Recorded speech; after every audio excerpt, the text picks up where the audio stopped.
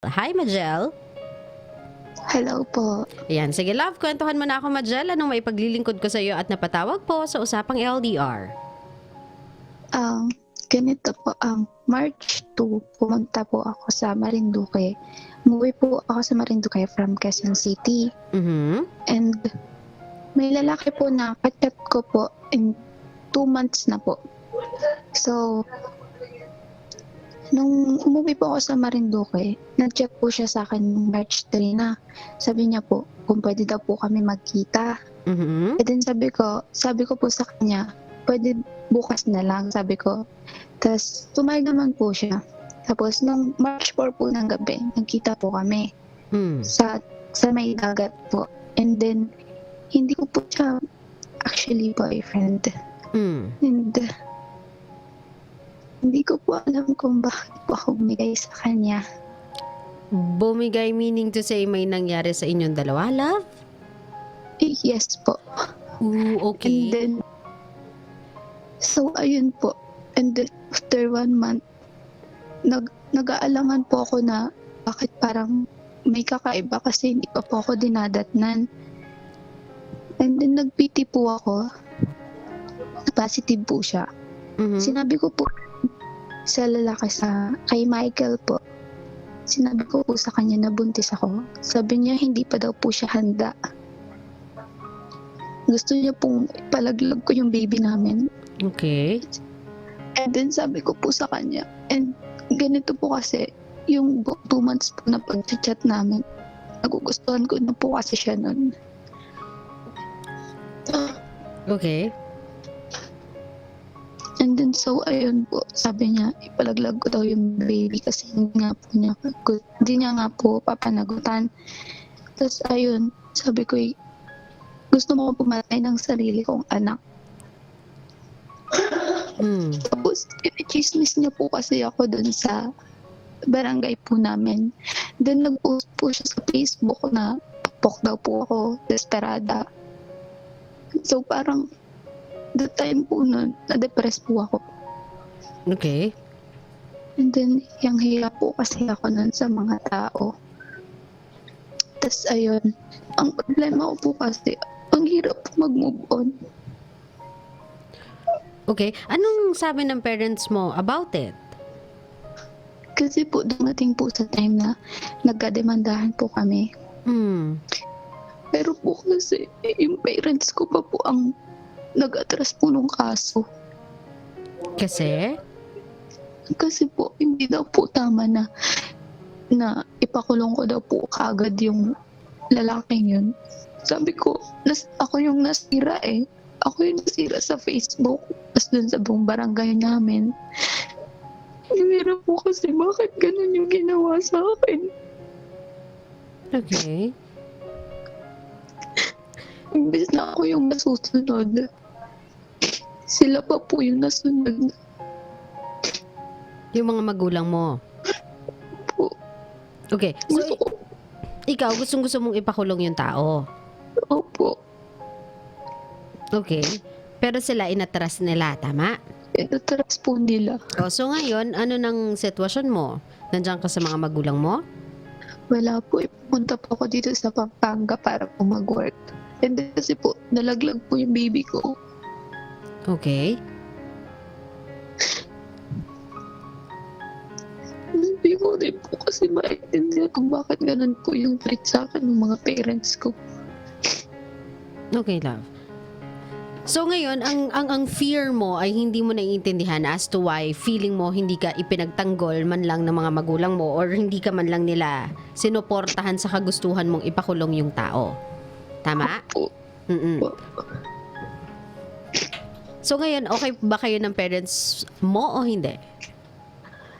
Para sa akin naman po, sa kanila po, kinakausapan naman po ako nila pero hindi ko po kasi matanggal yung tama ng loob ko. Mhm. Okay. Ganito, love. Ngayong nag-work ka na dyan, take it as a new beginning for you. Kunin mo to or tignan mo to as a new start. I mean, naiintindihan ko yung tampo mo. Naiintindihan ko yung sama ng loob mo kung bakit hindi, feeling mo hindi ka man lang nila ipinagtanggol. Hindi man lang nila ibinigay sa'yo yung justice that you think you deserve after what that guy did to you. Naiintindihan ko yun, Majel. Naiintindihan ko yun sama ng loob mo sa mga magulang mo. Kaya lang kasi, Majel, siguro sa mga moment na yon, they don't wanna drag your name furthermore. Ayaw na nilang idrag pa yung pangalan mo ng mas malayo pang panahon or mas mahaba pang panahon. They want the issue to die down naturally. Gusto na lang nilang, kumbaga, kung ito ay apoy, gusto na lang nila iapula as soon as possible. Kasi syempre, yung pangalan mo at pangalan nila, nadadrag, nagiging usap-usapan, lalong lumalaki yung problema, ang dami ng sumasawsaw. So siguro trinay na lang ng mga parents mo na iapula na lang yung apoy. Naintindihan ko na naiinis ka kasi parang feeling mo yung justice para sa'yo hindi na-serve. Dahil si kuya ay bukod sa medyo may pagka-epal, may pagka-demonyo ng onte, chismoso pa pala, tapos ganyan pa yung ugali, kaso laso-laso. Pero isipin mo na lang, Majel, na yun na yung karma niya. Yun na yung karma niya. Yung ganong ugali niya, yun na yung karma niya. Yung ganong nature niya, yun na yung karma niya. And hindi naman sa panghahamak, pero yung mga taong ganyan, naku, wala yung nararating sa buhay. But you can move on from this one and you can be a better person. You can actually reach your dreams. Pero yung lalaking yon, wala. Forever na lang siyang nandun. Yun na lang yung buhay niya. Yun na yung legacy niya. Na one time nakapanira siya ng buhay ng isang tao. Yun na lang yung napatunayan niya sa buhay. And that's something you cannot be proud of. And I'm sure he cannot be proud of that. Na nasira ko yung buhay ng isang tao na naging dahilan kung bakit nalaglag yung baby namin. Yun na yung legacy niya. Hayaan mo na yun sa kanya. But you, meron kang chance to move on. May chance ka to start anew. Diyan sa lugar kung nasan ka ngayon, walang nakakaalam ng issue na yan, Majel. Walang nakakaalam ng storya na yan. Diyan, fresh ka. Ikaw si Majel na kung paano ka nila nakikilala ngayon. Majel na maganda, Majel na masaya kausap, masarap na kaibigan, yan yung pagkakakilala nila sa iyo. Pag uwi mo sa inyo, habang tinutuon mo yung path mo papunta sa dreams mo, pag uwi mo sa inyo, patunayan mo sa kanila na ako yung Majel na sinabihan nyo ng pokpok. Ako yung Majel na hinamak-hamak nyo mula sa isang kwento na hindi nyo kayang patunayan. Ako yung Majel na pinag-usapan ninyong lahat at dinaot-daot ninyo yung pagkatao dahil lang sa lalaking to na wala namang napapatunayan sa buhay niya. Ako nga pala si Majel. Meron na akong narating sa buhay. Eh, yung lalaking nagkwentong pokpok ako, asan na? Kumusta siya? Kasi yun, wala yun mararating, I'm sure, Majel. Yun yung utak nun, ganun lang kaliit eh. Yung mga ganun kaliit na utak ko lang nararating yung mga yun. Habang buhay siyang ganyan. Pero ikaw, you have so much to offer and you have so much to be thankful of and so many opportunities na pwede mong i-grab. Huwag kang magalit sa parents mo. Alam ko nagtatampo ka sa kanila. Pero wag Majel.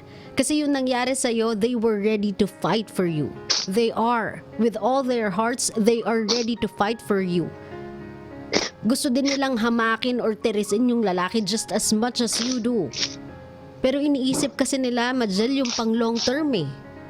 Na sige, naipakulang mo nga yan or hindi pa nga sigurado kung maipapakulong mo pa yan eh. Kasi bailable yung ganong klaseng kaso eh. Hindi naman to harassment. Kumbaga, yun kasi ay consensus eh. Hindi din naman to assault. Wala eh. Walang ganun eh. Kumbaga, ito ay gusto mo lang siya i-demanda for libel and all. Pero, bailable yun eh. Nabibail yun. Napapiansahan yun eh. Pag napiansahan yun, tapos na yung usapan. Pero yung kwento, andun pa din. And even more so, may galit siya. Magre-revenge siya. So, kumbaga, magdadrag to for a very long time. Itong problemang to, and that's the reason why maybe ginusto na lang ng mga magulang mong iurong na lang yung kaso. Not because they wanna help the guy, but because they wanna help you. They want you to live a normal life. Gusto nila na even if ikaw na tong nahamak, ikaw na tong na biktima, ikaw na tong naagrabyado, gusto nila na kapag natapos tong issue na to at nakita ng mga taong yun na despite of what they did, your family were so kind na ibigay sa kanila yung salitang mercy, they wouldn't hurt you anymore. That was the plan. That was the plan that you cannot see. Na hindi mo nakita because masama yung loob mo. They did it for you. Ginawa nila yun para sa'yo, Majel. Yung perang sasayangin nila para magsampa ng kaso, ibibigay na lang nila sa'yo or ibibigay na lang nila sa pamilya nyo para magkaroon kayo ng panibagong bukas, panibagong buhay. This is a chapter of your life na I know it's dark, I know it's tiring, I know na exhausted ka na, but this is a part of your life that you can always look back at sabihin mo sa sarili mo na nalagpasan ko nga yun eh. So ano pang hindi ko kayang lagpasan? Naintindihan mo ako, Majel? Opo. At such a young age, I know you are strong. You are a strong person and you are about to get stronger every single day. Basta wag ka lang magtanim ng sama ng loob sa mga maling tao or even kahit kanino. Hayaan mo yung kasamaang ugali na yon, yung negativity na yon, yung kademonyohang yan, maiwan na lang dun sa lalaking yun. Bala na siya, karmahin na siya, malasin na siya sa buhay. Pero ikaw, hindi mo yan iipunin sa loob mo. Hindi mo yan iipunin sa puso mo. Mag-move on si Majel. And even if that baby didn't make it dito sa earth, that baby will forever be thankful. Kasi alam niya sa sarili niya, her mom fought para sa kanya. Lumaban yung nanay niya para sa kanya. And that's all you have to know. You have an angel up there, Majel. And your angel says, huwag kang magtanim ng sama ng loob sa puso mo. Opo. Mag-let go ka, mag-move on ka, magsimula ka ng bago. Ibangon mo yung sarili mo at lagi mo sasabihin sa sarili mo na ang dami ko nang nalagpasan sa buhay ko. Ang dami nang nangyari sa buhay ko. Wala na akong problemang hindi kaya. At kung meron mang nanakit sa akin, ang ibinato ko sa kanila ng mga panahong sinasaktan nila ako ay nothing but mercy. Kababaang loob pa, kabutihan pa ang ibinato ko sa kanila. Because I won't let those monster make a monster out of me. Hindi ko sila hahayaang gumawa ng halimaw sa loob ko. Hayaan ko na lang sila na lang yung halimaw, ako yung tao. Naintindihan mo ako, Majel? Opo. Ngayon, kung meron kang mensahe para completely ka nang mag-let go, hindi na dun sa tatay na demonyo hindi niya deserve yung mga sasabihin mo, hindi niya deserve yung alinmang salita na lalabas sa'yo. Pero ang deserving sa boses mo ay yung mga magulang mo. Yung mga magulang mong no mga moment na inaagrabyado ka. Gustong-gusto nilang lumaban, Majel, para sa'yo. Gusto nga nila siguro, sabunutan, yung dapat sabunutan, balatan ng buhay, yung dapat balatan ng buhay. Pero nang ibabaw yung kabutihang loob nila, hindi dahil naaawa sila dun sa tao, but because naaawa sila sa anak nila. Na ayaw na nilang maghirap pa ng matagal, nang dahil lang dito. Anong gusto mong sabihin sa mga magulang mo? Mama, Papa, I'm sorry po kung may mga mali ako nagagawa. I'm sorry po kung minsan matigas yung ulo ko. Pero kahit ganun po, mahal na mahal ko po kayo. Yun lang po. And I'm sure they love you back just as much, Majel. I know your parents love you. And I know if your parents can just go back to that day na nangyari yun sa'yo, they will stop you. Because they don't want you in pain. Ayaw nilang nasasaktan ka ng ganyan, Majel. They would give up everything, hindi ka lang masaktan ng ganyan. That's how your parents love you, Majel. And that's something that I want you to understand. Now, if there's something na gusto mong sabihin sa little angel mo up there, na alam kong pinaglaban mo, Majel, alam ko sa sarili ko na kahit yun yung nangyari, kahit naging unfortunate yung outcome ng pregnancy mo, I know that you fought for that kid. Anong gusto mong sabihin sa kanya? Sa iyong little angel? Sa anak ko po, kahit wala na po siya, mahal na mahal ko po siya. Kahit ganun yung tatay niya, sobrang mahal ko po siya. Yun lang po. Majel, your past doesn't define you. Hindi ka dapat husgahan sa naging nakaraan mo. Hinubog ka ng nakaraan mo para maging matatag ngayon. So, kung ano man yung pinagdaanan mo, kalimutan mo na yon.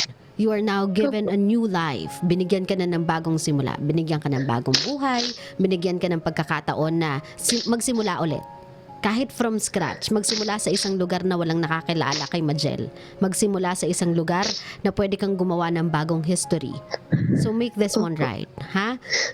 Huwag mo nang isipin yung nakaraan, huwag ka na magtanim ng galit sa puso mo. Maging Majel ka lang na jolly, kung ano talaga yung personality mo.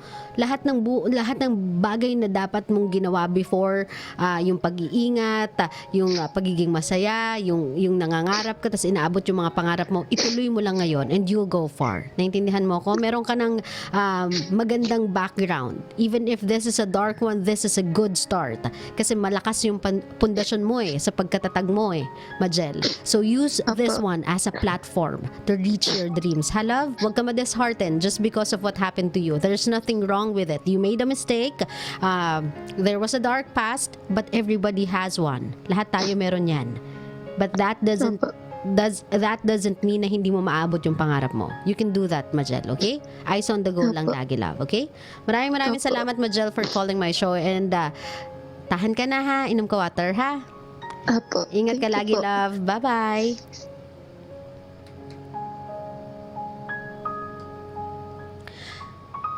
Kabisyo, siguro sa mga ganitong pagkakataon, I know na there are certain things na ginagawa ng mga parents natin na we really don't understand.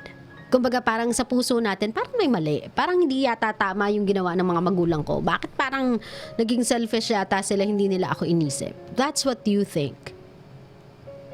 Yun lang kasi yung nakikita mo.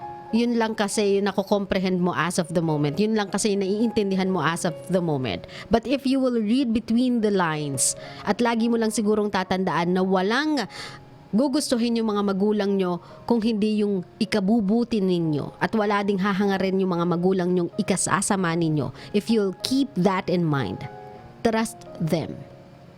They are doing this for you.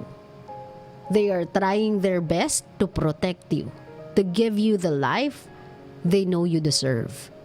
So, kung meron man sila mga decisions in life na hindi nyo naiintindihan, it's not because selfish sila, it's not because mali sila, it's not because nagmamarunong sila, but because there are certain things na you haven't understand yet.